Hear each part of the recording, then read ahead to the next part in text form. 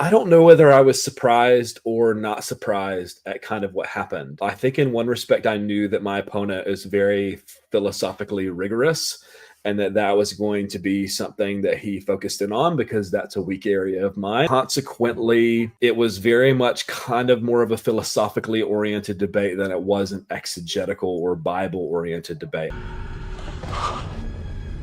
I was not expecting that. But I was expecting not to expect something, so it doesn't count.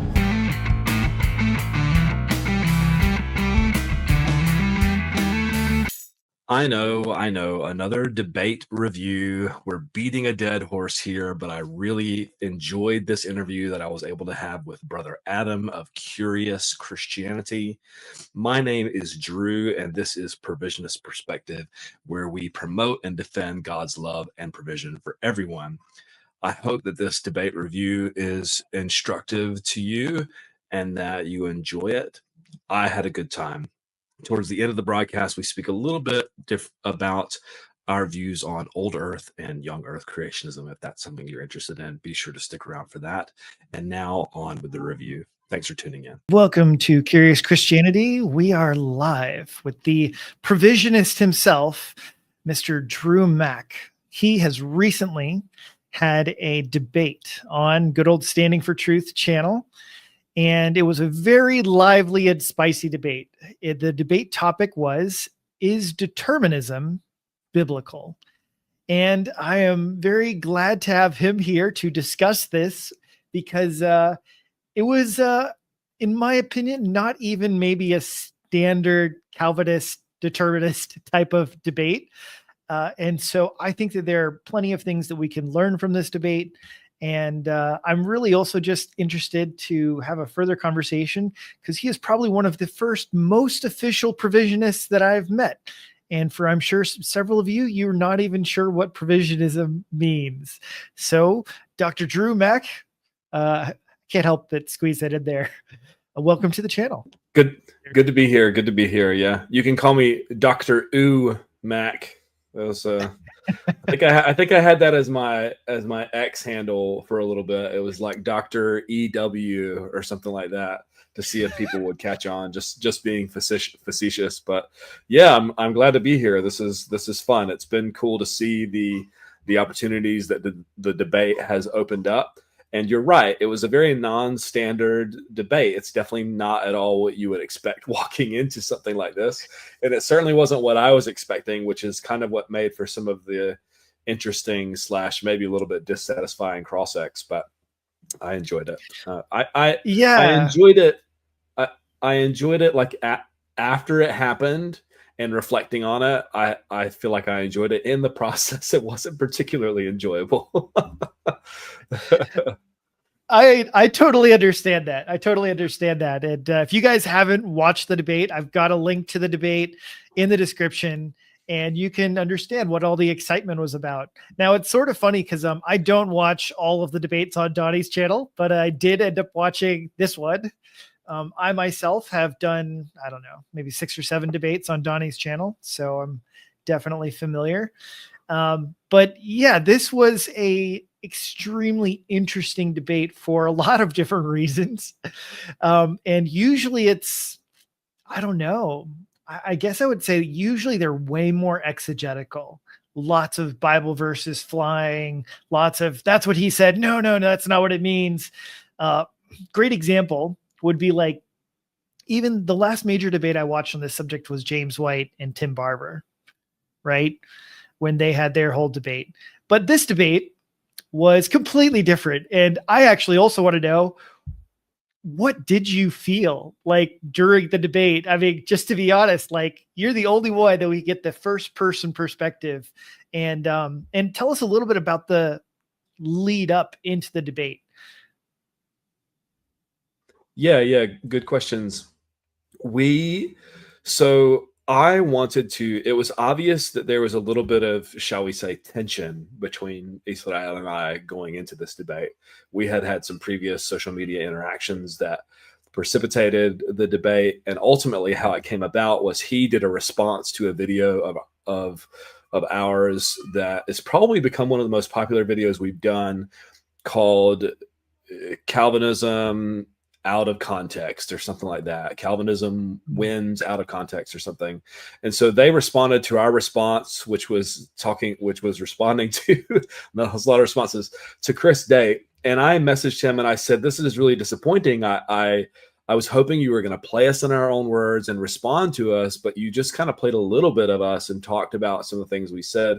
And that ended up precipitating into the debate. But I wanted to have him on our channel to kind of build some bridges and talk and like, let's not talk about theology, soteriology. You can find this interview on our channel where we just share our testimonies and share our ministry interests and just kind of shoot the breeze, as we say. And it became obvious through that interview. And I think I already knew this, but I was trying to build bridges that he had some grievances that he wanted to air, which is fine. And and then that kind of led into the debate, which I don't know whether I was surprised or not surprised at kind of what happened. I think in one respect, I knew that my opponent is very philosophically rigorous and that was going to be something that he focused in on because that's a weak area of mine and that I would probably want to press on my opponent's weakness as well. And consequently, it was very much kind of more of a philosophically oriented debate than it was an exegetical or Bible oriented debate, as we talked a little bit backstage, Adam. And so his opening definitely took me off guard in that sense. I was like, man, this is not only philosophical, this is highly technical. This is very elaborate. And so I was pretty much kind of reeling, I think, from the opener and trying to piece together trying to first understand what he was saying and then figure out how to best respond. And that was challenging to say the least, but that's kind of how I felt entering into the debate and being on the receiving end of the debate just spontaneously there live. So yeah, I will have to tell you, listening to the debate, and I'll say, to be honest, I'm probably a little more philosophically minded than you. And I was definitely thinking like, dude, this is crazy. Like, this is a very technical, like, even if you're a philosopher, like you would have to think through like a lot of all of these examples. Cause he puts together a 7-part syllogism, this massive argument. And so with all of these premises, and then after the 7 parts, there's a conclusion. And usually if I'm going to see a syllogism, it's going to be like maybe 3 or 4 points. Like, to me, 5 is like heavy, but it's like 7 parts. And even I'm like looking through like, yeah, you're just trying to like read it quick enough and then figure out like, wait, like which one does that mean? What exactly does that mean? It was very, very laborious of a type of argument. And then, for exactly the debate thesis is determinism biblical? And there's not a single Bible verse in the entire syllogism. There's not any proof text. And so it's like, how on earth does this fit in? Well, in that, you asked me about what happened in the lead up to the debate. And this is just a matter of fact and a matter of nuance in debate topics and things like this. But I originally wanted a debate topic that I had done previously with a 2 versus 2 debate with Eric. And the debate topic was, does the Bible teach a divine immutable decree? And then he said, why don't we just do determinism? And I said, okay, can we do, does the Bible teach determinism? And he was happy with that. And so we were moving forward, and somewhere along the way, Donnie sent back a summary of kind of what to expect as far as cross-examination times, opener times, and so on.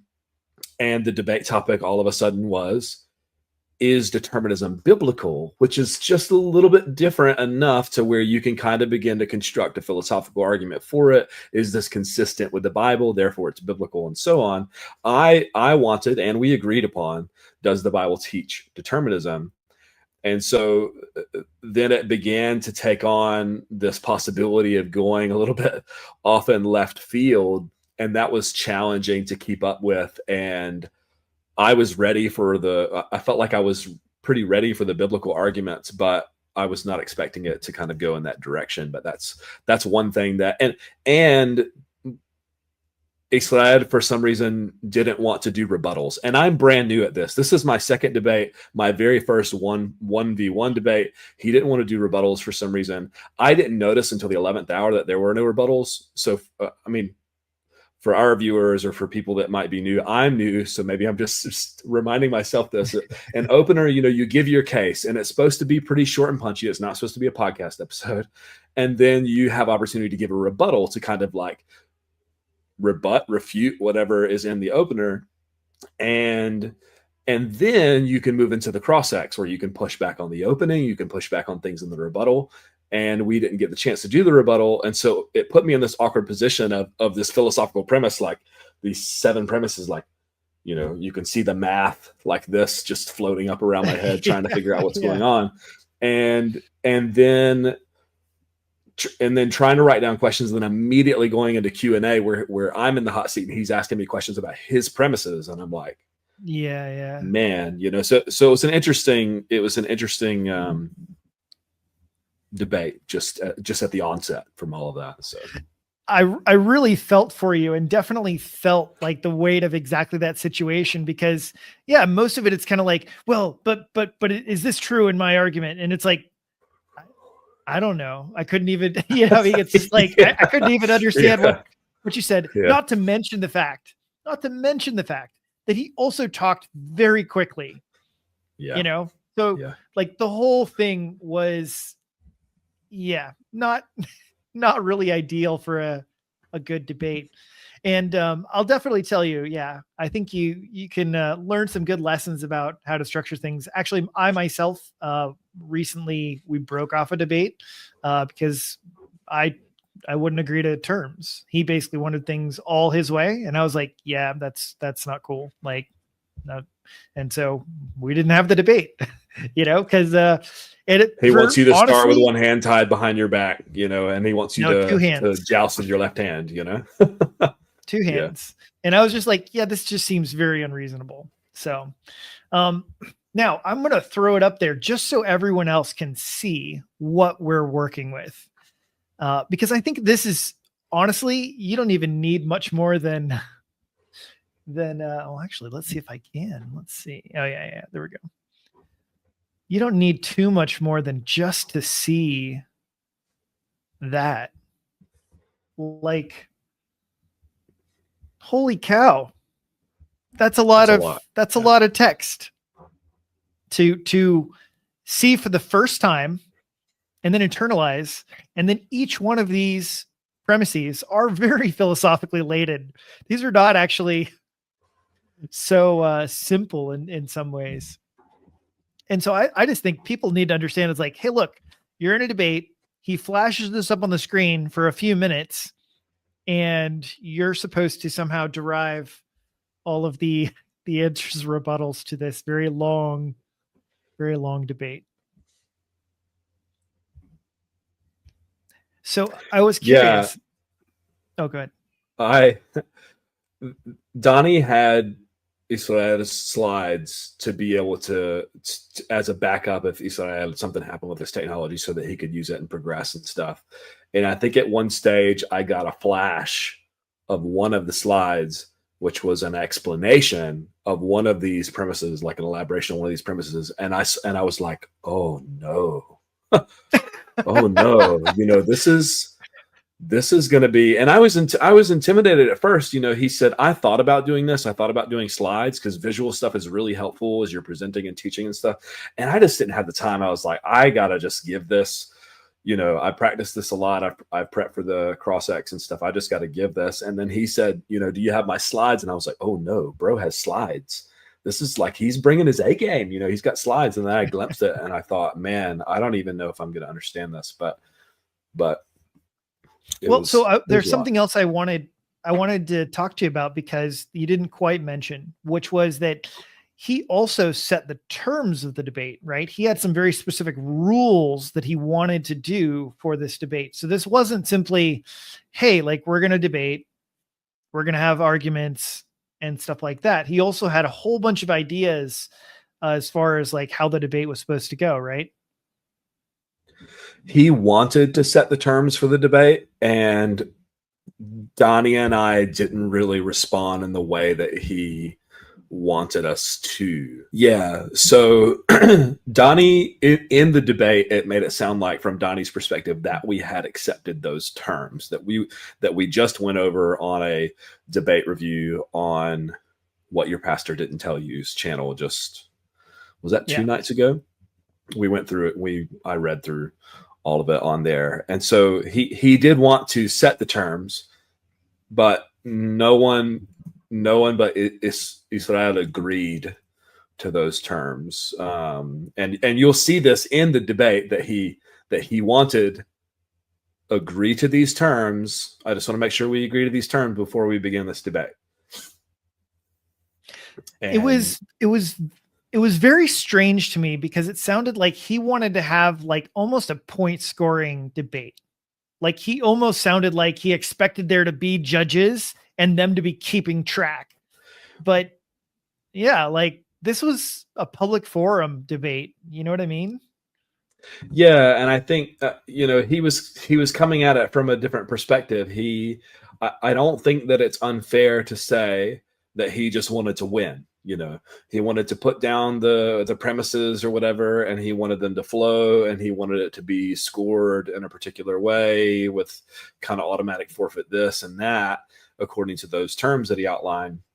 And even a mate of mine, Zeke, had commented that he sent me some links to like some scored debates, and he said, this is what I think his goal was, where you just basically, you make a lot of points, and then you're hoping that they flow, and then they score you, and then you get a certain amount of points for that, because one of the things too was that he was also talking very quickly in order to get in as much information as possible. And to your point, whether Israel or others like this or not, that's not really how these debates work. The debates are judged based off of your posture and whether or not you're confident with your arguments, whether or not your arguments make sense. It's based on perception, and it is based on flowing things, but perhaps not in a formal like scoring type way. It flows in the sense of like, it flows into the audience's mind, like, oh, that point went into my head without being stopped by the opponent and being given a counter. That would be the kind of flowing that you would expect in these kinds of much more informal online debates. So the one thing that I thought as kind of the conclusion, and I know you had so much going through the whole thing, was honestly, I felt like you could have at the end just said, look, I'm really glad to say that I won this debate, as Israel has not provided any biblical arguments for tonight's debate, in which case he has completely missed the thesis wholesale. And I feel like that would have been a perfectly legitimate answer. This large philosophical argument, I do not think fits the theme of the debate. And this was one of the challenges that I had in that debate, was in the future, I would probably like to do something like that, to just basically say, you missed it. There's not much else I can add to this. And in the middle of the debate, I was basically thinking this: as far as I can tell, he's not made any very clear biblical arguments for determinism. So either I can just, and you saw a little bit of this in my second cross-ex, where I gave up about 3 minutes of my time, three of the 10 minutes, where I could decide to press in on his premises, to try to not let those points flow or try to cause them to be in question from the viewer, in spite of the fact that that's not the topic of the debate. I thought, well, let me try to engage with this the best I can.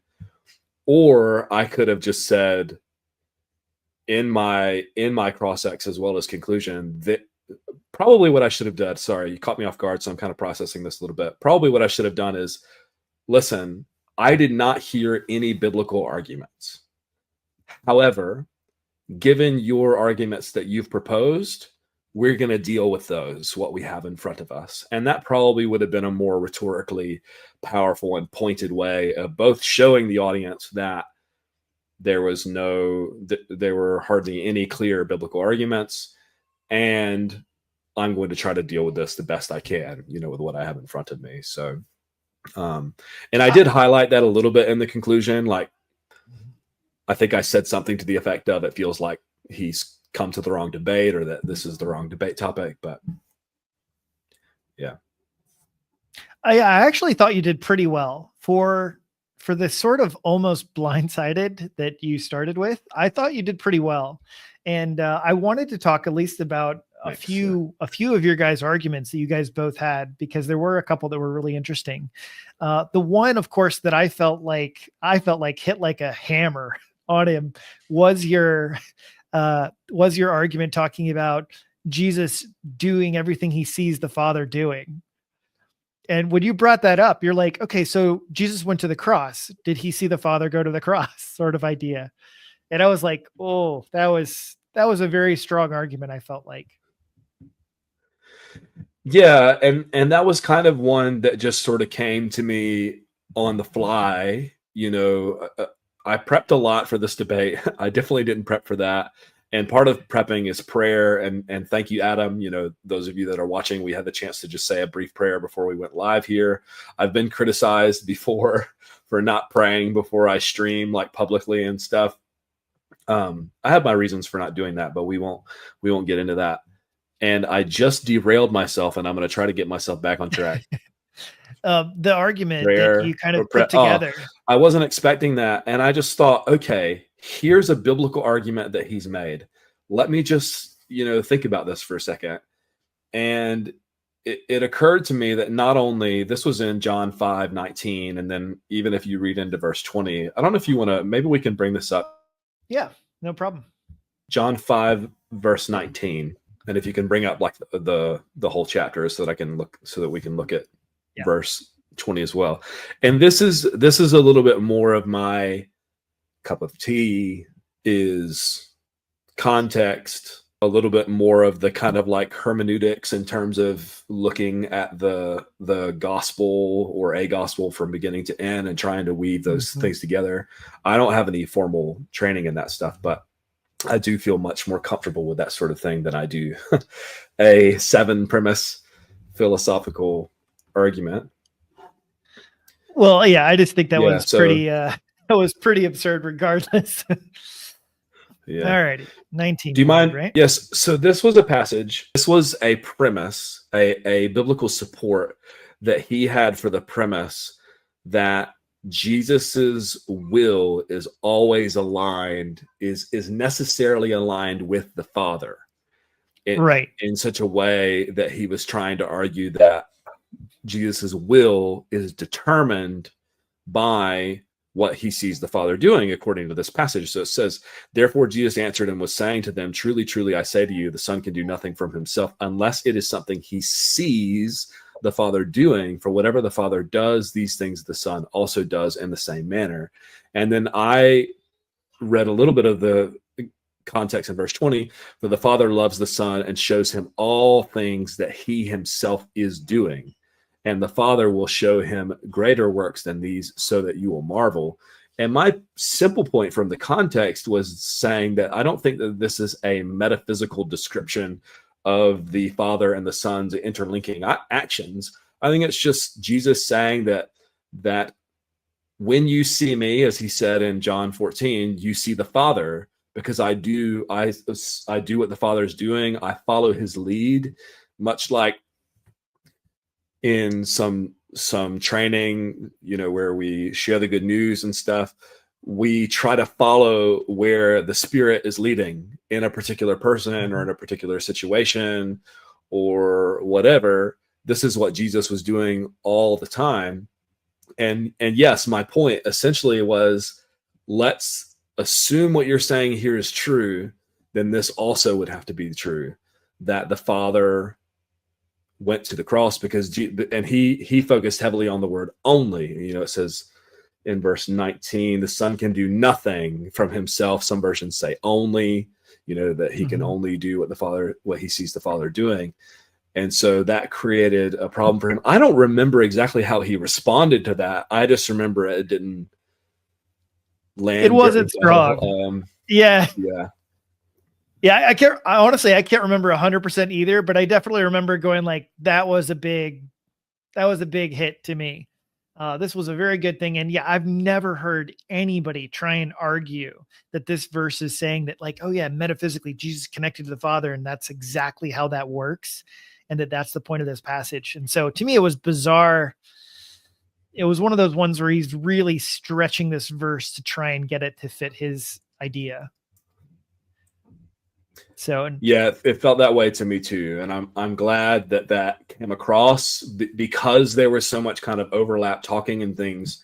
I did end the debate a little bit frustrated, just kind of wondering whether or not anything that I said in response really stuck or was understood, because especially as you're engaging here live, it was difficult to try to be heard and understood and to get things out there and stuff. And that's normal for cross-ex, as I understand, a little bit of talking over one another, but it felt like a lot in this particular instance. So yeah, so I want to take a moment and talk about that, just because, like, last year, I think it was last year or the year before, there were several debates that were taken down by the moderators or hosts because of the lack of Christian character.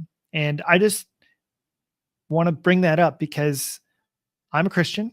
I represent Christ. And I'm really disappointed with some of the Christians who have gotten into, just the battling arena and the things that have gone back and forth between some Christians. And so I just want to commend, I really appreciated your character. You kept your cool. He was very aggressive in more ways than simply debate. It felt like there was a little bit more angst in there. And I felt like you did a good job maintaining your composure and staying cool. I think that this debate could have gone a lot worse had you decided to throw some punches. Yeah. Thank you for that, for those generous words. Again, not to pat myself on the back, I mean, I guess if I can encourage anyone that's seeking to go in this debate arena, and I'm a new guy, I'm not speaking from expertise. I'm just trying to speak from my own experience and what I feel like is good godly practice. But you got to go in prayed up, and especially if you want people to be persuaded of the truth and stuff. And so thanks be to God for his grace in that. And I also studied my opponent and was trying to think of the best way to go about interacting and responding and so on. And so I'm grateful for the kind words that everyone has said. Thank God for inner monologue, maybe too. You don't necessarily see some of the turmoil that goes on inside someone's mind, but it was a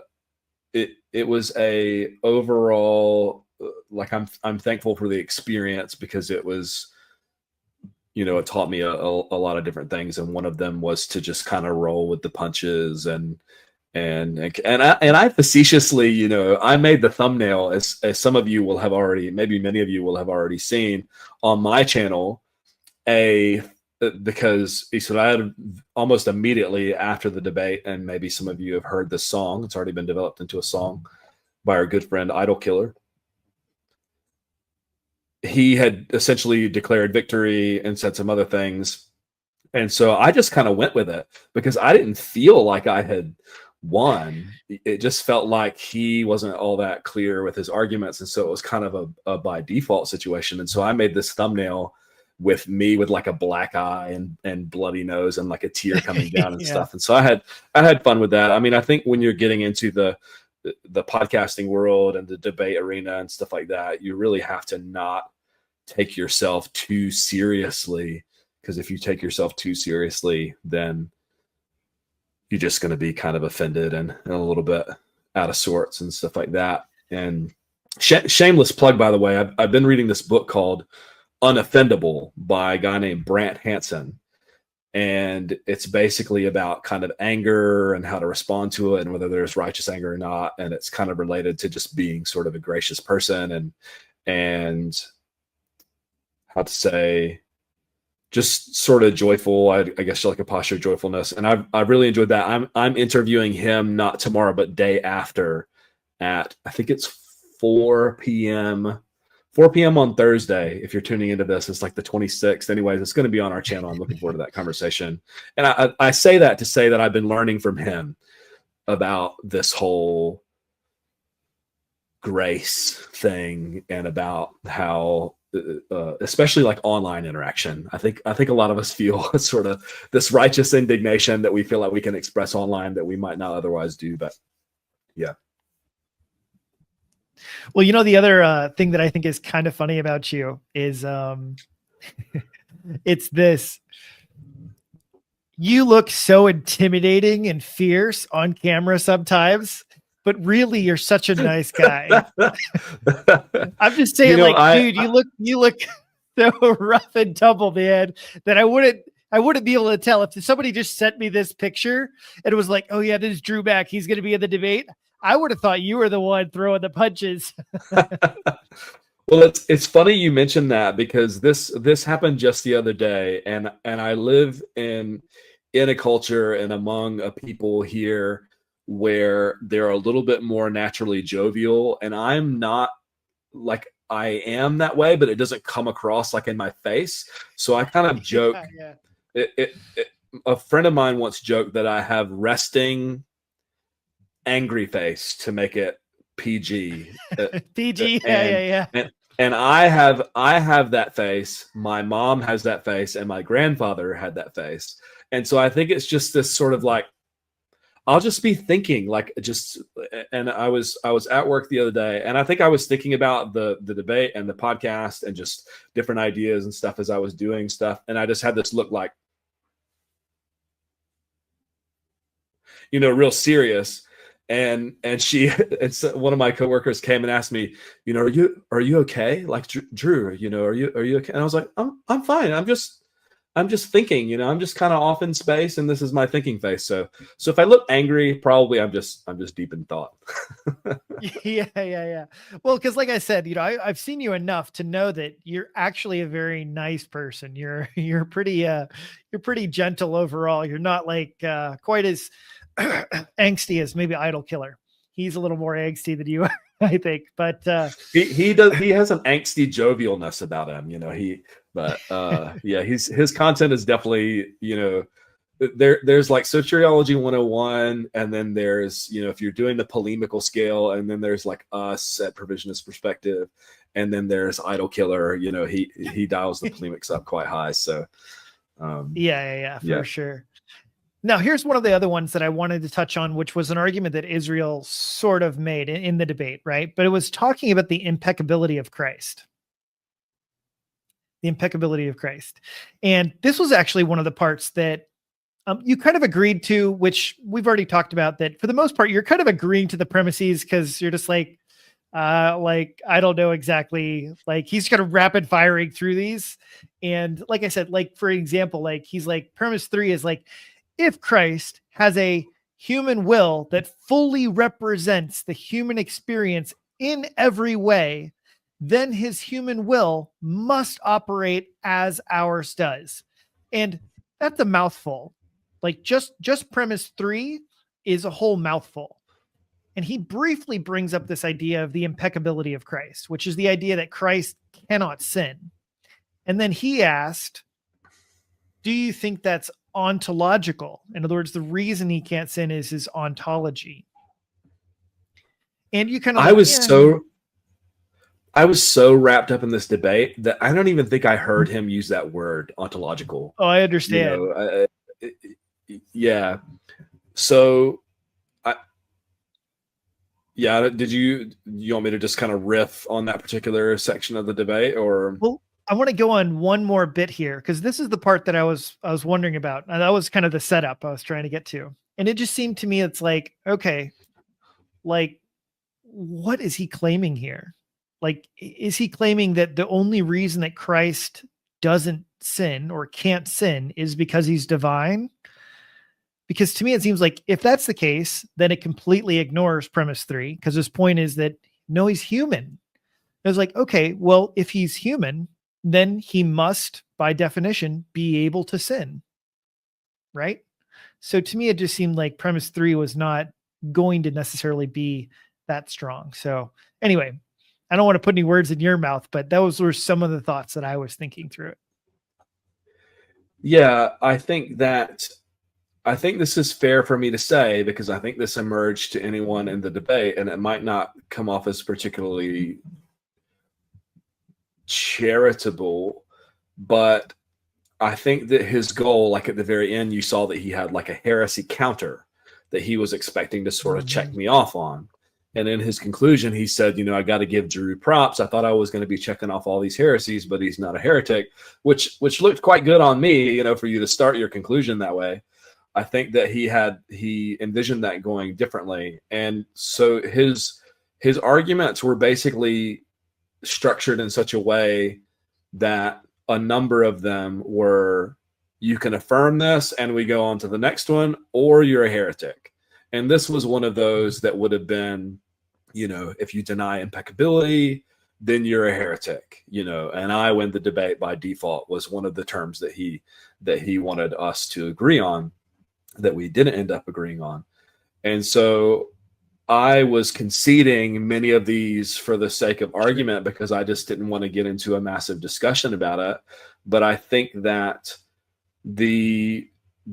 and I'm a Bible guy, okay? I could be wrong about this. Feel free to let me know in the comments if you think I'm wrong, or if I need to adjust my perspective or study history or whatever else. But it seems to me that, as is generally understood, the doctrine of impeccability creates some problems if you're just looking at the biblical data and you're looking at things like, he became like us in every way, and he was tempted in every way just as we are. And I remember reading this as a young man, Hebrews, and with this kind of idea of impeccability back in my mind, and thinking like, oh, he was, you've been tempted anyway. And then like, but because you were divine, there was no way for that to actually actualize in terms of being tempted and so on. And I remember I would always just kind of like flick back to the biblical text and go, but you were tempted in every way as we are. So the Bible teaches that you understand this and you've been through this and stuff. And so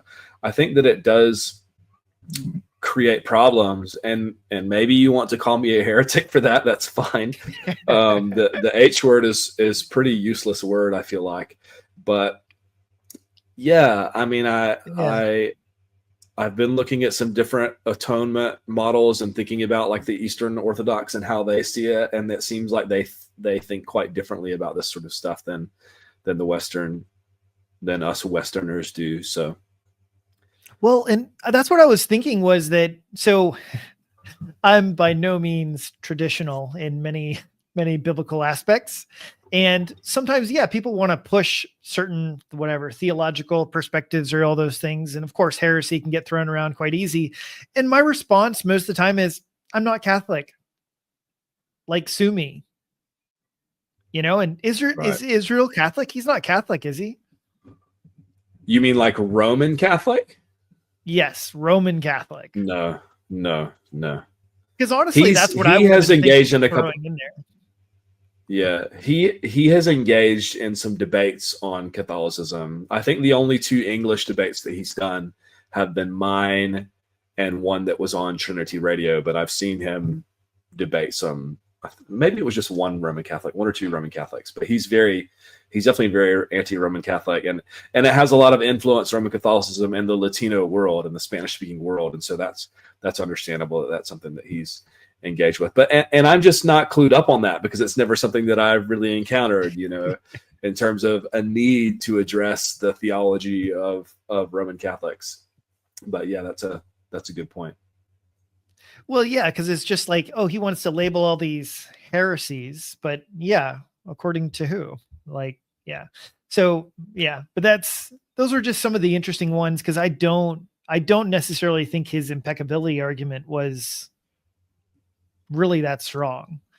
And I do think that, yeah, you know, and again, I don't really blame you for kind of moving on. That's probably what I would have done in the midst of the debate, because it was very chaotic. But as far as talking about this on a more thorough level, I think that P3 could probably be questioned exactly like to what he meant and stuff like that. Yeah. And that was the one So, that was let's see here. will you put that on the screen for us, because that one was quite No, long, wasn't it? Like, you know, if they yeah, Jesus had a will just yes, like ours, then it functioned in the exact same way that ours do. exactly. It's quite like loaded. And I remember having this moment. Yeah, that's exactly what I was saying. It was huge. I'm a very analytical type person. For those that know me personally, especially, I mean, my wife will tell you this.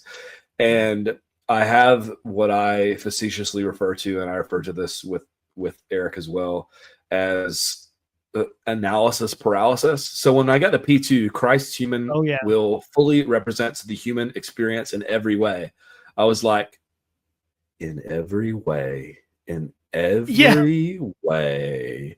You know, what does that entail? Like, am I affirming this? Am I not affirming this? And then you get to P3 and it gets even more robust, so to speak. If Christ has a human will that fully represents the human experience in every way, then his human will must operate as our will does. You know, it's like you said, it's a lot. So, but yeah, like, go ahead. These are things that if you had prior knowledge, I feel like there's a lot more that could have been brought about. But yeah, to me, yes, to go through this on the fly is a lot. Because yeah, each one of these to me is very, very burdened. I think that probably, let me give you an example of, not to lecture you too much, Drew, but here's what I would be thinking in the future. Like, let's imagine you had another debate and somebody hit this in the future. And this is definitely a philosophical move. Like I said, I'm more geared that way. I've dealt with a lot more philosophers, and they pretty much, what they would have done was they would have discredited each one of these, because they would have said that basically it's like, yeah. So it's not really clearly defined based on your arguments what every way means. Oh, it's not really very clear what you mean by he represents the human experience in every way. Did you mean the represents in this sense or in this sense? And you could have picked apart each one of these and basically just discredited them and said, basically, you've given 7 premises that none of them are clear. So it's not obvious if the syllogism is logically valid at all, in which case we have no reason to further it. Anyway, that's a little bit tedious, but I just think that you could just kind of slightly point out, it's like, hey, look, this is ill-defined. So therefore it doesn't necessarily follow, because it could be taken this way or it could be taken this way. Yeah, no, that's really good. And I'm thankful too to JP, to Jonathan Pritchett, for pointing out some of this with regards to syllogisms and what they're supposed to look like, and what is a logically valid syllogism and what is not a logically valid syllogism. And so it's definitely a learning process. I would like to, my goal as a result of this debate is in 6 to 12 months time, be able to have more of a philosophically oriented debate on this topic, maybe with a more broad, what better fits with the biblical data, determinism or libertarianism, so that there's kind of like a little bit of an equal weight of burden, because a lot of people have complained, or at least a decent handful of people have complained. I really want to hear you say incompatibilism is biblical, which is basically the idea that if everything is determined, then we are not morally responsible. You have to defend that thesis, and all I have to do is offer defeaters and stuff like that. And so I thought that would be a really good stretch for me. You know, I'd have to do a lot of research and really dig into that. But as I'm learning, you know, from brothers like you as well, in terms of defining, you know, hey, let's be clear here on you know, what do you mean by this word and so on. It's good. It's good feedback. It's good stretching for me. So let's get a little more into some of the, okay. Yes. Get into the nitty gritty. Well, I wanted to get into a little bit more of the philosophy part in exactly that arena. Yeah. So, because they were some of the other thoughts that I was thinking during the debate. And so I thought you did a pretty good job of kind of pushing back because, he kept bringing up this other notion that I also just thought was really weird. What she said is like, they did it because of why? Because of reasons. They did it because of reasons. So that was his big kind of censure, was reasons.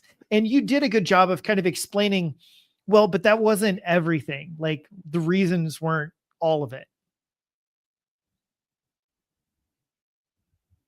Now, all right. Yeah. So, okay. Yeah. Go ahead and respond to that. You go ahead. You continue on. Okay. Well, here's what I felt like. Here's the philosophical terms that I felt like would have kind of hammered his position out of the way, because it is what you were saying. But for clarity, I would just say it's like, yeah, reasons are could be a necessary condition, but they're not sufficient condition, right? The agent is also required as a necessary condition in order for an act of will to be determined, in which case that defeats determinism. Are you familiar with the concept of necessary and sufficient conditions? Yeah, just say that one more time, because I was Googling something, but just repeat what you said one more time. I would have brought up the concept of necessary and sufficient conditions, because he kept saying reasons. Oh, they did this because of reasons. And that would be, you could say that, oh, in these situations, those were necessary conditions for that to happen. But necessary conditions are not sufficient. In other words, for the action to take place, you also have to have, or I would say, you also have to have the agent, which show the agent plus the reasons enacts the action, in which case determinism is false. Yeah. So sorry, I'm just processing a little bit here, but one thing that he was talking about in the midst of the reasons thing, and maybe you know more about this than I do, and this was a word that I was not understanding him say until I saw it on his PowerPoint, and then I was like, that's the word that I've not been understanding, which is accordness. He was saying you don't have any good explanation for accordness. And I've just looked this up on ChatGPT here, because that's a great idea. Share with us. This is new terminology to me. So it says in philosophy and the determinism debate, accordness refers to the alignment or harmony between an agent's internal desires, motivations, or will and their actions in the context of compatibilism, which is the idea that determinism is compatible with moral responsibility or human freedom. So in the context of compatibilism, the view that an action is considered free if it accords with the person's internal states, even if those states are determined. Critics argue that this overlooks whether the person has genuine control over their desires themselves, not just their actions. So he was trying to basically say, like, here is the reason that the scripture gives.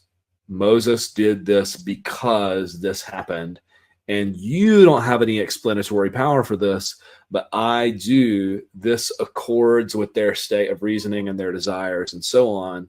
Therefore, moral responsibility is established. And I just really, I think even in the cross-ex, I just said, I don't understand what you're arguing for, but your sufficient reason, if you can unpack that for me as well as for our audience, because probably most of our audience isn't really philosophically minded, and forgive me if I've offended a lot of you. I don't know, but they're all feeling better about themselves now. Yeah. So when you say sufficient, like necessary is the thing that you need for it to happen. So like you need a reason in order to have a free choice. It can't just be like random. You actually have a reason that makes sense. So necessary and sufficient conditions is a kind of tool in philosophy. Okay. And it's a real once you get it, it'll make more sense. But honestly, in the beginning, philosophers will say it and you'll be like, what is going on? But once you get it, it's really, really helpful, because it's this idea. You might have several different things that are necessary for something to happen. So for example, I might say cars that have four wheels, it's necessary for them to have four wheels. Okay. Right. But is that a sufficient condition for the car to drive? And the answer is no. It's not a sufficient condition. The car also needs an engine, and it also needs, other joists and parts and all this stuff. And so I could say every car has 4 wheels and every car drives, right? It's like, well, hold on. Yeah, it's necessary that the car has 4 wheels, but it's not a sufficient condition. You need more things than just the 4 wheels in order for a car to go. That's the kind of idea. And so basically, in this case, you would say an action for a creature, so to speak, it's going to have a necessary condition for action. And one of those could be reasons.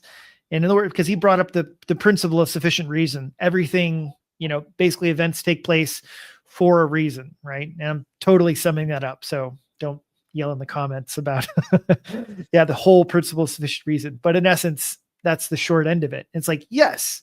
And you could say that reason is one of those things, but it's not a sufficient condition because the person must also have the choice. They must have the libertarian choice that's also taking place. So in other words, the agent, Moses, had the reason, therefore the action took place. If there was only a reason, but no Moses, could the action take place? The answer is no. Right. Anyway, I hope that wasn't too belabored. No, that's good. That's good. Yeah. I appreciate having some of this unpacked for me, but then also for anybody listening that might be just as lost as I am with these things. Yeah. Well, you did a good job of saying the reason's not enough. I'm just kind of trying to give you the official language that's usually used to explain that.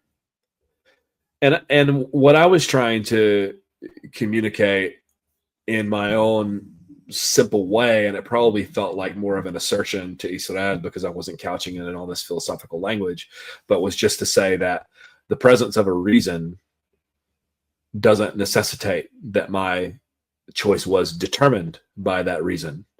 That's right. So if you're presupposing that the agent, as you mentioned, the sufficient presence of an agent to make that decision, is the agent determined or is he indetermined? Is he the source of it, determining it? Does he have otherwise choice, and so on?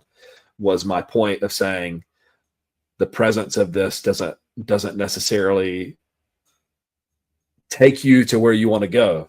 And then he started talking about the kind of the accordness and the decision is just arising randomly for you, but we have reasons. And I'm like, but we have reasons too. We just don't believe that they caused the decision. Like, I don't know what to tell you. Yeah. Well, and that's where, to me, another spot where I felt like you should have said, we have reasons. And so, for example, he said, do you have an explanation as to how these 15 verses that you have a same answer for these 15 verses? Some of his questions were just worded very strangely. And I felt like you could have just said, yeah, I do. The agent does them. Yeah. Good point. Yeah. It's like, yeah, I have a simple answer that accounts for all of the biblical data that supports my view. The agent did the actions. Yeah. And then maybe for good measure, throw into that. Do you have a Bible verse that teaches determinism that you want to ask me about? Yeah. No, that would have been a good one too, for sure. Yeah. I'm curious, I don't know, how did you feel the pressure in the moment, I guess? Did I feel the pressure in the moment of the questions that he was asking? Yeah. Yeah. I mean, definitely. I mean, like I said, I knew that the choice was either you follow this syllogism all the way to its end and determinism is true, or I catch you in some kind of heresy. So I'm trying to think about how can I move this argument along? How can I even get to the Bible? I mean, that was one thing that took me off guard about not having the rebuttals, and Yeah. him going straight into Q&A about his syllogism was that I wasn't really getting to talk much about the Bible. And so it was very much like, do you affirm this premise? Do you affirm this premise? And I was just like, I mean, yeah, I guess, like, let's just concede it and move on. You know, I came here to talk about the Bible. And so it was a highly pressured environment. And I think that that's one thing that I hope to learn from. One of the learning factors was being discerning about who you're debating. And the other learning factor is just about practicing or developing a habit or skill of answering some of those things under pressure. And so I think that thankfully I did as well as I did, considering the challenge of answering some of those questions off the cuff. And again, I mean, I don't know, like, if he was asking questions about specific biblical data, I probably would have been, you know, here's my response. But because it was outside of an area of expertise and outside of what I would say was really the debate topic in general, it was more challenging that way. So that's why I was saying that, honestly, I really feel like you probably could have stuck it on the end. And I think you honestly could have stuck it throughout the whole debate, which was exactly what you just said. It's like, is that a biblical argument? Is that a biblical argument? You just say, oh, let me say that I grant all of your premises. How is this argument a biblical one? And where did you derive it from the text of Scripture? And I think some of that was my own. How do you say this word? Am I making this up? Noviceness, newness was my own newness to the debate scene. Is I felt like in the Q&A, I'm not allowed to ask questions, so I better not ask him any questions in response to his questions, or else I'm going to get, you know, no, don't ask questions, you know. And so I think in the future, I would probably try to push into that a little bit, as you mentioned, and just say, do you have a biblical argument for me? That's really good advice. And I blame myself for being new, you know, trying to figure out this stuff on the fly. This is a great opportunity, but I'll just say, like, in some of the debates that I've done, we've literally, during some of the questions, basically refused to answer a question because it's off topic. It's irrelevant. It's kind of like almost the objection in the courtroom, like objection, like relevance. Well, and for those of you that tuned into us covering the debate parameters, one of the debate parameters was, if I ask you a question 3 times and you don't answer 3 times, then you lose. And so I wonder if he was trying to head off some of a more skilled debater had come to the scene and had agreed to that and said, that's off topic, you know, pick a new question. And then they asks again, I'm not answering. 3 times, see, you lose. That seemed to be maybe what he was anticipating there, but fortunately for him, I'm super green behind the ears, and I just didn't do that. So, well, and you know what? That is the thing, though, that the debate in reality, I think, probably did you a lot of good in some ways.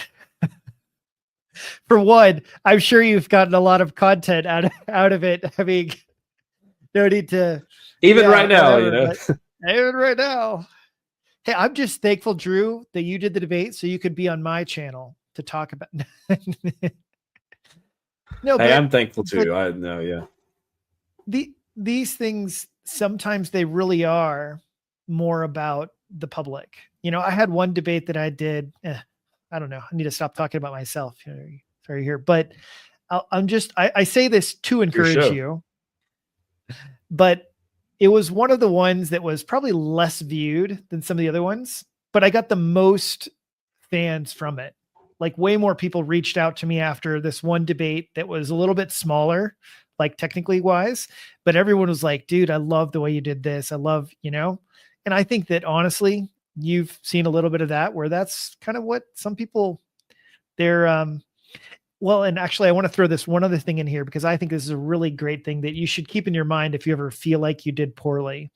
And that is that you inspire everybody else that holds your views, but doesn't have the bravery or the courage or the knowledge to step into the debate arena.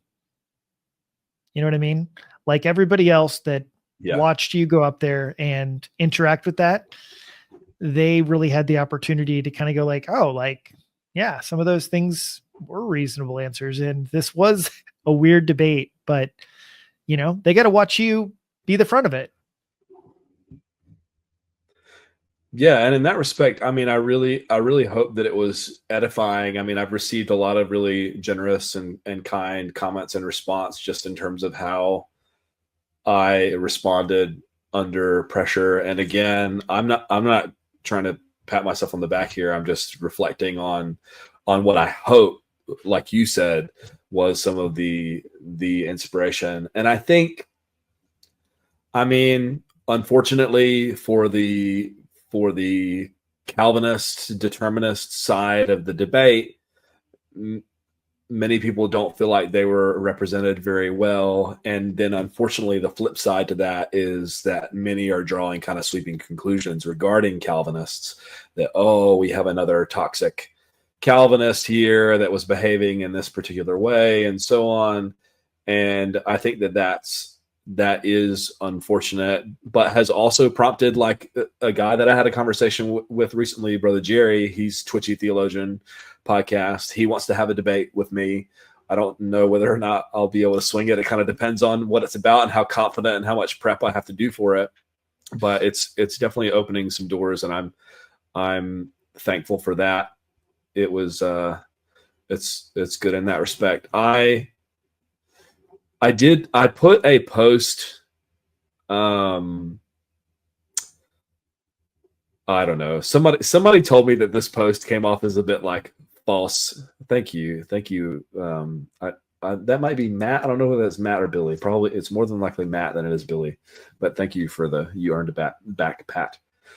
Let's just give that one to myself. There you go.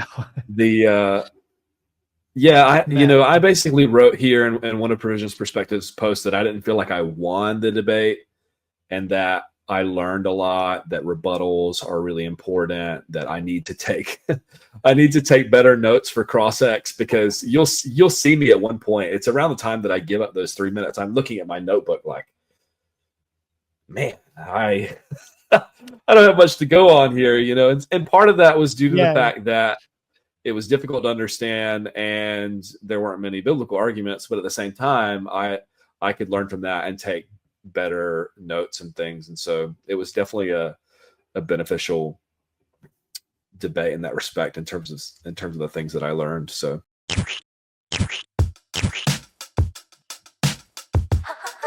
thank you again for tuning into this. If you wouldn't mind hitting that like button, that really helps us out a lot. And if you'd like to join the Patreon team and support the channel, you can do that by clicking the YouTube join link below, or you can go to patreon.com/provisions-perspective. I really appreciate all of your support. Thank you so much. And now on with the program. So when will you be back in the debate arena? That's a good question. Donnie just messaged me earlier today about a potential debate with Jerry, the Twitchy Theologian. And I'd be open to that. It just depends on, again, how much prep I have to do for it, because I feel pretty shattered after the reading and things. I mean, I don't know that I have it here with me, but Colton Carlson has written I think that thing that I printed out was maybe 60 or 70 pages dealing with just 1 Corinthians 10:13, which was one of the passages that I used. And so there's a lot of material to go over and prep and stuff. And I was kind of, in some ways, treating Israel as a surrogate, because he and Colton know each other, and I thought they might kind of be borrowing one of those arguments. But Donnie seems keen, and I'm keen. And I think one thing, you've done this debate thing quite a bit, and so maybe you found this as well. But one thing that I really appreciate about it is that it forces you to study and read and prepare, and it really sharpens you, especially after going in and then hearing some of the arguments and then maybe not being able to answer them, or then wanting to answer them and wanting to be able to answer them better. I'm the type of person that if I encounter an argument or biblical belief or something with someone that I don't know how to answer, it bugs me. And I'm like, I'm going to research this and I'm going to learn how to respond to this. I just don't like not having the answers. I'm one of those personality types. And so I appreciate that about the debate, definitely the prep, but it's a lot of work, you know, it's a lot of time. And so that was a really long answer to your question, but hopefully soon. Yeah. No, that's definitely good. So, and are you mostly, out of curiosity, are you mostly just debating, this topic around God's sovereignty and stuff like that? Or are there other things you're open? My passion is soteriology, is the doctrine of salvation. I'm shocked. I'm not overly interested in, for instance, like debating a Mormon or a Roman Catholic or something like that. It's just not really my area of expertise or passion. And so, you know, I'd love to debate potentially eternal security, once saved, always saved one day, or something like. Wait, pro or against? I'm once saved, always saved. So I'm once you come to faith, you cannot or will not forsake the faith. And there was another one that was I have been tapped on the shoulder to debate universalism. So I reject universalism. All provisionists do, as far as I understand, or universal reconciliation. Mm-hmm. But I'm not studied at all on the universalist reconciliation passages, which, as you know, in debates, that's one of the main things that you need to prepare for, is what is your opponent going to throw at you. And so that would require quite a bit of research. But yeah, if I were going to engage in the debate, it would be things that are real parallel to the things that we talk about on provisionist perspective, which would be soteriology oriented. Now, I am quite passionate about age of the earth stuff, and I did notice briefly that you're an old earth type guy. We're gonna have to talk more, Drew, for sure. Yeah. So I am. Yeah, we're gonna have to talk more about that. You go ahead. Oh, no, I was just gonna say. So yeah, I've done a few debates on that. My official position, not to be confused, is that the Bible is agnostic on the topic. It does not say an age of the earth. Right. Yeah. My wife and I's position on this, we're quite convinced young earthers, but in such a way that evangelistically or apologetically, we would say, if you believe that God started it all and that however he did it, he created it, then let's just move on from there.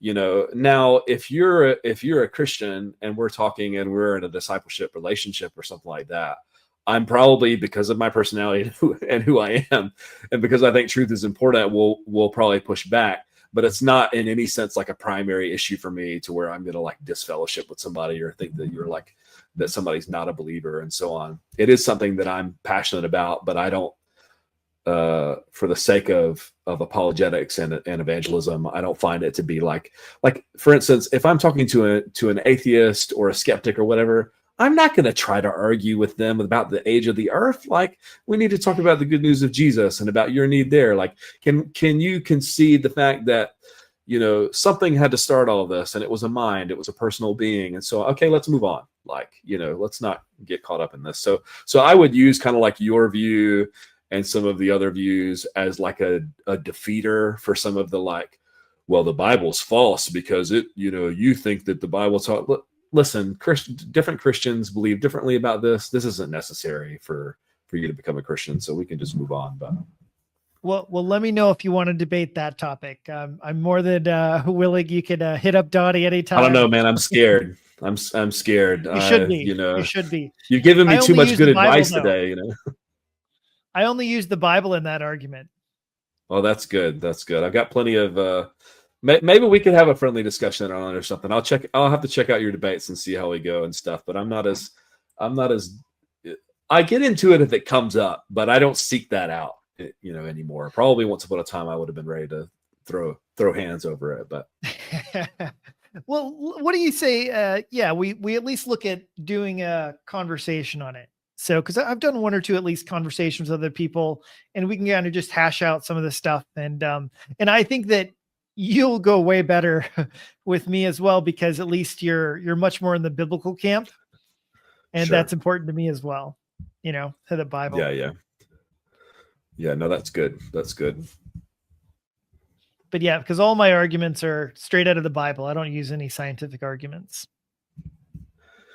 Yeah, and I think that's probably ultimately the challenge that I find with having conversations with non-young earthers, because there's kind of like the old earth creationists, and then there's kind of like as an old earth as like an overarching, and then there's kind of subsets under that, and some people don't like to be called old earth, but like you said, if the Bible's agnostic on it, then maybe we don't need to put a particular label on it. But my frustration sometimes is, hey, let's talk about that. Yeah, but we know from that the earth is X amount of, and I'm just like, but that's not what we're talking about here, anyways. Yeah, that's my frustration. Pointy-headed fundamentalists on that point, with like the science. Like, who cares about the science? Well, that's one of the other reasons that I structured all my arguments that way, is that the vast majority of young earthers that I know, I've asked them, like, hey, look, if I could show you through science, would that make a difference to you? And they're like, no. Okay, well then why talk about it? Like, I don't care that. Like, let's talk about the Bible, because that's all that's really matters. Right. And it's good too, because I think that that approach, your approach in that, is very much meeting a young earth creationist, whatever, kind of on their home turf or whatever. Like, you want to talk about the Bible? Let's talk about the Bible type of thing. So, yeah. Well, and that's where I came from, so I was a young earth creationist. I had my, Kent Hovind dolls at home. No, I'm just kidding. The little bobblehead on your desk, Yeah, I got a new joke from a buddy of mine, though. He said, he's like, you know what? One day, Kent Hovind and Ken Ham were riding in an airplane together, and the airplane went down. Okay, and they both went to heaven together at the same time, right? And they get up there, and Peter's showing them around, and eventually he introduces them to God and everything like that. And God sits them both down, and they're like, hey, it's great. It's really nice to see everything. And God's like, yeah, I just got to tell you guys though something. You guys were wrong. Old earth creationism was true. And Ken turns to Kent Hovind and says, man, this conspiracy is deeper than we thought. That's a good one. I thought you were going to say like, oh no, I think we're in hell. No. No, that's a good one. Yeah. But yeah, we'll definitely look forward to your debate career. Oh, flat earther. Oh, you're saying I'm a flat earther too. Let me tell you, I'm not entirely sure. I know it's a joke, but I get called all of the weirdest things. Well, I totally get it, because I actually do a lot of work in Genesis, and then of course I do some in Revelation, so it's like that's where really brings out all of the weirdos.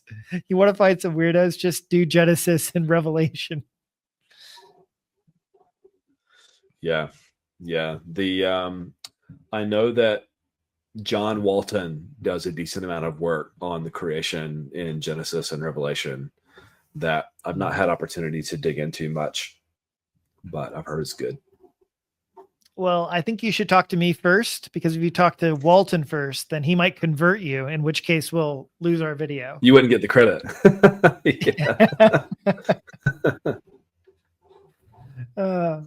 Yeah. So I do think that, the debate was interesting on multiple levels, and I want to know, how do you deal with the online controversies? Because obviously this is not the only controversial thing that's happened amongst the Christian community, but I'll just say your debate basically made headlines. I don't know how else to put it. Yeah. Well, and plus the And aftermath, there were some additional, I don't want to mention them too much, but there were some additional messages posted after the debate that were less than charitable. yeah, I've had to really exercise a lot of self-control post debate here, and I think that I've probably not succeeded in every instance. But you mean online controversies in terms of how do I handle something like this debate becoming particularly like boom, like this is popular, everybody's talking about this? Or do you mean just kind of like in the online sphere talking about various topics from the day to day? Yeah, and when people are, when there's more spicy rhetoric used back and Yeah, forth. yeah. And this is, it's just one of those areas where I hate to see it. Like, I mean, you know, I was in one debate space, and you know, I mean, the F bombs were being thrown back and forth amongst Christians, and I'm just like, dude, this is a public thing. Like, what on earth are you guys doing? Like, you know, so yeah. Yeah, it's tough. It's tough. You know, I'm probably at my meanest on X because X just kind of rewards that type of behavior. And I'm becoming more cognizant of it. And yeah, I think that one strategy that I've employed that has been helpful, and again, I'm saying this as what I think to be good godly advice, but I don't necessarily always follow successfully. When I'm talking to someone, if they're using an alt or something, especially on X or on Facebook, if I know their name, I try to think about them as a person, look at their face if they're on Facebook, or refer to them by their name if they're on X, so that I'm treating them like a human being. And I think that's one thing that I've been learning from this book, Unoffendable, is just how deceitful our own hearts can be in these online controversy things, such that we convince ourselves that we ought to be righteously indignant over a particular thing. And our hearts are deceitful in justifying our own anger and indignation when it's probably not justified, you know. And I think also we have to keep in mind that we're talking to, that our beef, so to speak, is with harmful beliefs and ideas that we want to bring down and replace with the truth, and not against people. One of my pet peeves is, whether it's people on X or in the YouTube comments or whatever, are people who say that if you're a Calvinist, you're not a Christian.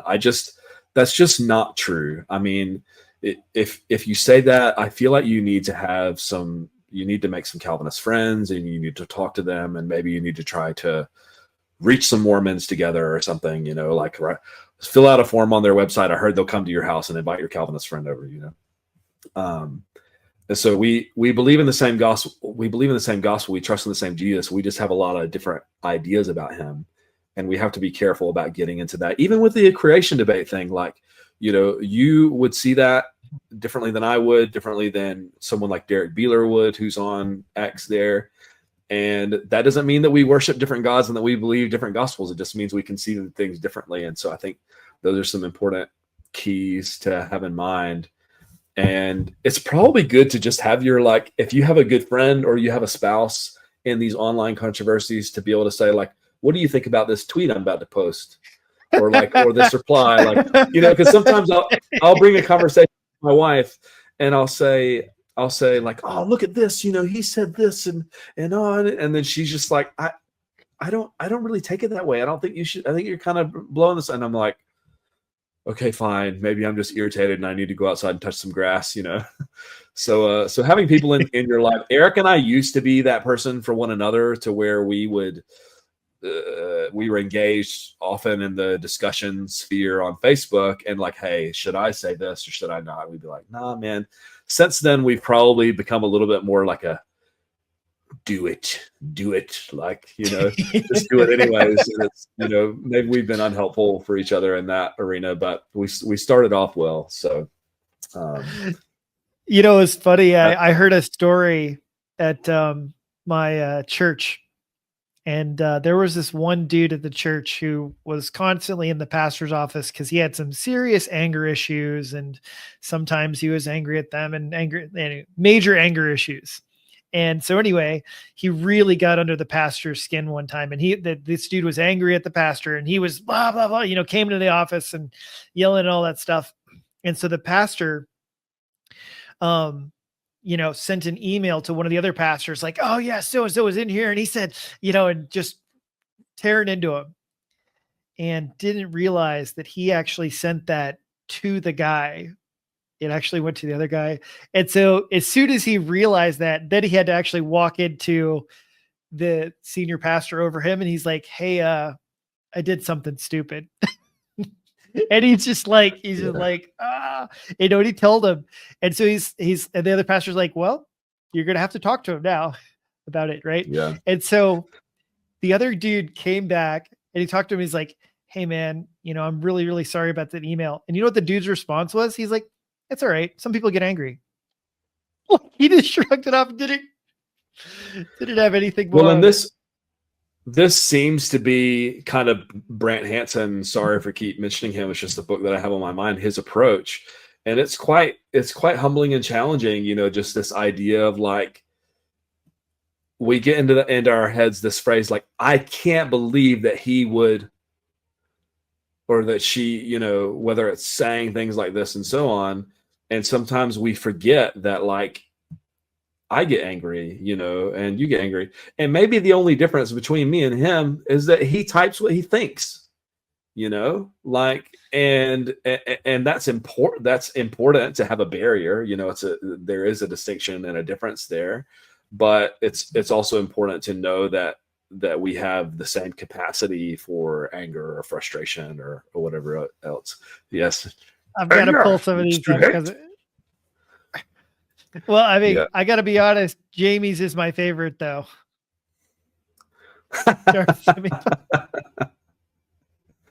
Yeah. That's pretty epic. That's pretty awesome. Jamie. Do I get this nickname, or is this definitely you. Is this yours? Are you Darth Semi-Pelagius? Definitely you. Did you see that picture of you during the debate? That's all you, buddy. True. That one meme that I posted on X, I mean, you talked about the serious face, where it was just a perfect screen grab of me just being like, just this real That's serious, almost like, yeah. Yeah. Well, and I mean, like, oh man. Yeah, I don't know. Actually, some point, I would also just love to talk to you about original sin and a bunch of that stuff. So that's a whole other subject. That would be really, really interesting. And yeah, all the accusations of Pelagianism and whatnot. So we kind of have taken the strategy, especially Eric, to just be like, okay, I'm a Pelagian. Now let's talk about the Bible. Let's discuss which particular passage, you want to point, because it does just end up being a little bit of a distraction. But right. The labels aren't helpful because they're just labeling, but then they don't actually want to have a dialogue. Yeah. One of Idol Killer's responses to that accusation is, okay, which of the 13 points of Pelagianism do I affirm? And most people are like, oh, what are you talking about? Because people aren't familiar with Augustine's indictments that he brought to a particular council and all that stuff. So, well, it's always easier to name call than it is to argue. It is the path of least resistance. That's true. It's also more fun. Well, I don't know. Some people think that. Personally, I probably enjoy arguing more, actually. Yeah. Yeah, keeping it in the realm of my mom growing up used to always tell me, Drew, you could argue with a brick wall, because I was just like really kind of like an argumentative pushback type of kid. And now I can send her my debate link and be like, look, Mom, this is the fruits of the hard-headedness for all those years is a hard-headed debate. See, it comes in handy in some contexts. So you just tell her, Mom, the Lord was preparing me for something, for one day of doing this. He set me apart from your womb to be an argumentative debater. Mm-hmm. You had a purpose in my life. Well, it's funny because if you're familiar with the Myers-Briggs personality typing type thing where you have like the E and the I and stuff. Eric and I both are ENTPs, and the nickname of that personality is the debater. So there you go. Fits, I don't know if that, the audience, you can let me know if that's a earned, I got to do another debate, really. I got to do another debate. I got my feet wet with the 2v2 that we were still very early and didn't really do things right there. And then this debate, and then I got to do another one. And then you guys can decide whether or not the debater fits me. But I could be a bad debater. You don't have to be a good debater, a good debater to be a debater. That is true. But yeah, yeah. Like I said, I don't know. I'll be interested. Yeah, you can always try and beat me up on young Earth creationism stuff at some point. That'll be yeah.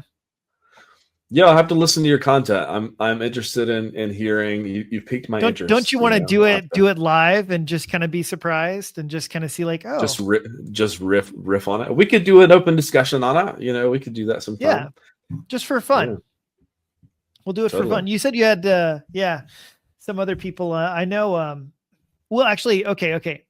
I have to ask this question. That's very unrelated, but I'm going to connect the dot briefly. But are you an amillennialist in the end times views?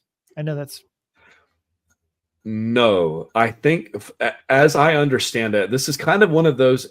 I'm not agnostic in the sense that I don't know or I don't care. I'm agnostic in the sense that I've not studied it.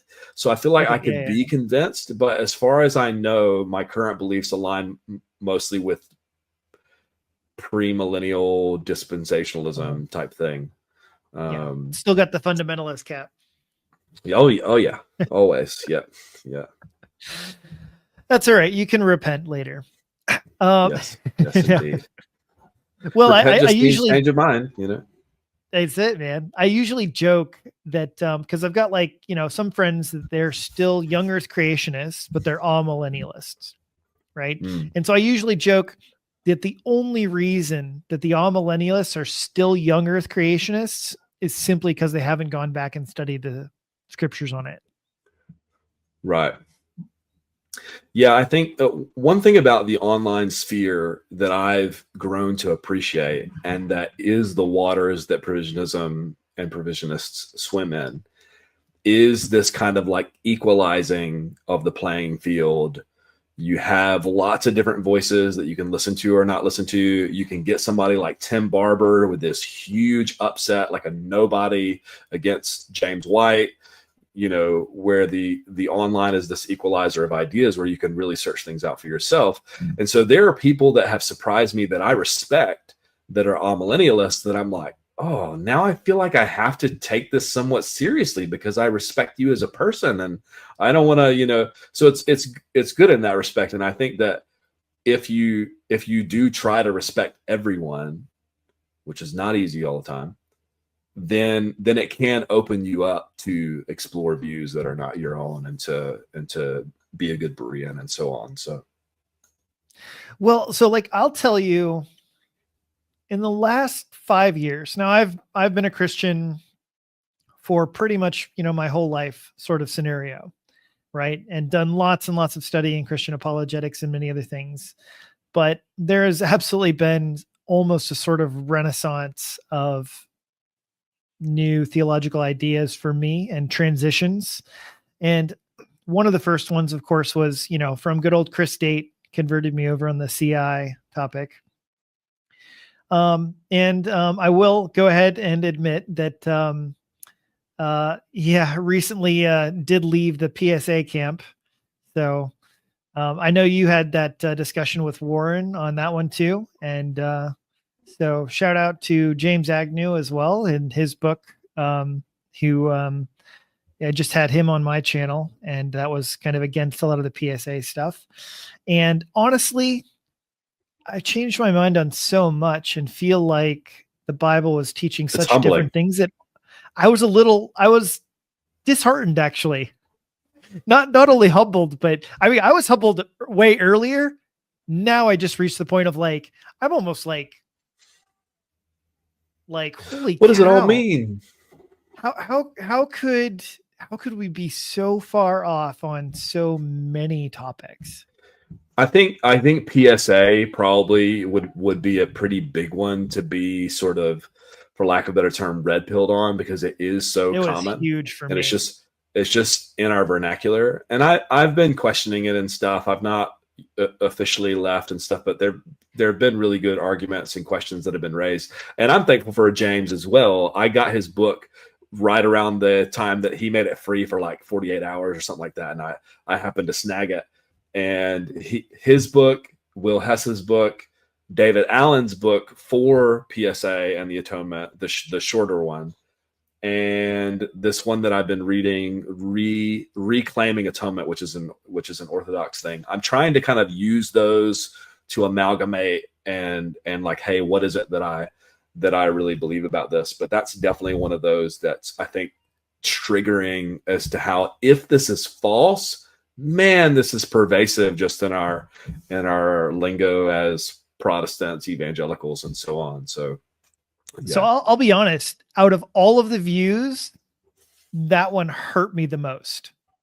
Yeah. Like I really, really felt it, like just emotionally felt it. Yeah. I guess, because it was exactly that. It was just like, holy cow. Like how could we mess this up? I don't know. Yeah. It really hurt. Either God has determined lots and lots of disagreement among the brethren, or we have free will, that pesky old free will, and we're just coming to different conclusions based on our engagement with the biblical data and tradition and stuff. So yeah. I actually think that it's better. God just planned it that we all have these wide variety. I think it's actually very impractical to say that we all have exactly the same views and stuff like that. But yeah, I'm not Catholic, so. Sure. Yeah. Oh man. So, any final thoughts, I guess? I mean, I don't want to, get your wife angry at me. Yeah, no, I'm really thankful to come on here. I appreciate you. You're a good interviewer. Sometimes you don't know how these things are going to go, and you've not really talked to things, and I've enjoyed this.